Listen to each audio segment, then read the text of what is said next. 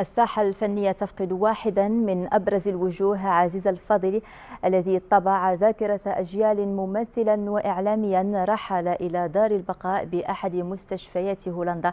في الورقة التالية نذكر بمسار صاحب بائس الديس ومبدع نشرات الطقس التي ألفت بين الخبر والفكاهة. محمد زاهد.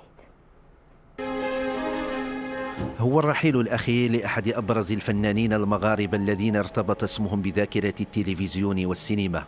الفنان عزيز الفضيلي يودع الوسط العائلي والفني عن سن 78 في أحد المستشفيات بهولندا بعد معاناة مع مضاعفات فيروس كورونا. هو واحد من الوجوه التي سيحتفظ له السجل الفني بأعمال كثيرة ستبقى خالدة في أذهان الجمهور المغربي، كان أشهرها شخصية بائس الديس التي أبدع الراحل عزيز الفضيلي في تشخيصها. ومن بين الأعمال الفنية الأخرى التي شارك فيها الراحل سلسلة البريغاد وشيب وشباب، وفيلم البركة فرسك الذي أخرجه نجله عديل الفضيلي سنة 2019، إضافة إلى حضوره في أعمال فنية عدة.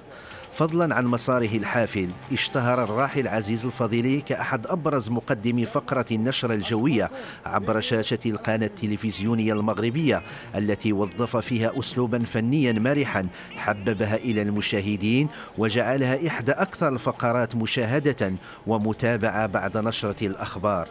فوداعا لنجم الزمن الجميل ولروح خلقت وأدخلت البهجة على وجوه المغاربة، وعزاء الأسرة الفنية والإعلامية في فقدان ورحيل العزيز الفاضل الأيقون عزيز الفضيلي ما خلفه من سيرة فنية يفتخر بها أبناؤه من بعده.